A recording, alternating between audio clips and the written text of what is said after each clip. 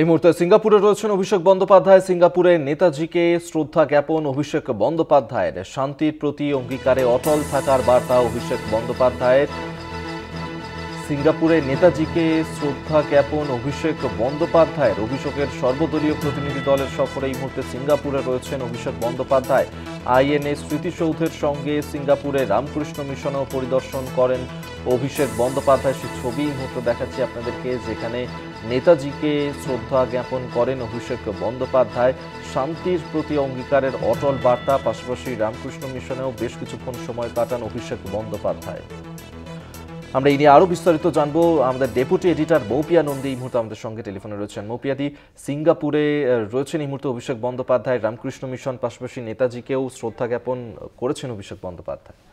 হ্যাঁ অভিক, আমরা যে সর্বদলীয় সংসদীয় প্রতিনিধি দল যারা সিঙ্গাপুর সফরে গেছে, জাপান এবং সাউথ কোরিয়ার পর তারা সিঙ্গাপুরে গিয়ে পৌঁছেছে, যে প্রতিনিধি দলের অন্যতম সদস্য তৃণমূল সাংসদ অভিষেক বন্দ্যোপাধ্যায় আজকে সেখানে যে সূচি রয়েছে, যে কর্মসূচি রয়েছে তার থেকে কিছুটা সময় বের করে অভিষেক বন্দ্যোপাধ্যায় তিনি রামকৃষ্ণ মিশন পরিদর্শন করেন। এবং যে ছবি আমরা দেখতে পাচ্ছি কলকাতা টিভির পর্দায়, সেখানে তিনি শ্রী শ্রী রামকৃষ্ণ পরমহংসদেব, সারদা দেবী এবং স্বামী বিবেকানন্দ তাদের উদ্দেশ্যে শ্রদ্ধা জ্ঞাপন করেন। এবং তিনি যেটা বলেছেন বলে আমরা জানতে পারছি যে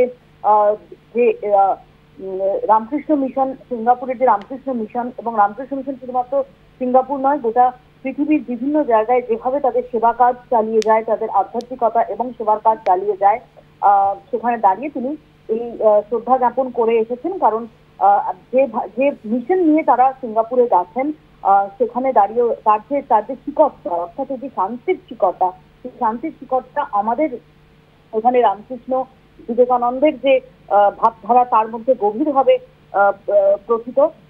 এবং সেখানে গিয়ে তিনি শ্রদ্ধা জ্ঞাপন করেছেন। এর পাশাপাশি অভিষেক বন্দ্যোপাধ্যায় তিনি আইএনএ মেমোরিয়াল, যেটা সিঙ্গাপুরের এসপ্ল্যানেড পার্কে, সেখানে তিনি যান এবং নেতাজি সুভাষচন্দ্র বসুর উদ্দেশ্যে সেখানে তিনি সম্মান জানাতে সেখানে গিয়ে পৌঁছন, যাকে তিনি উল্লেখ করেছেন টাওয়ারিং স্টেটসম্যান, একজন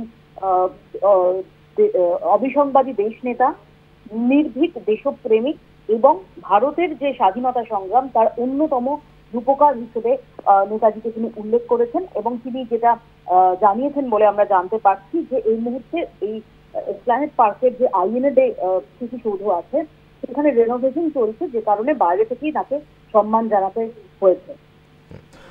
ধন্যবাদ। এতক্ষণ আমরা কথা বলছিলাম আমাদের ডেপুটি এডিটর মৌপিয়া নন্দীর সঙ্গে।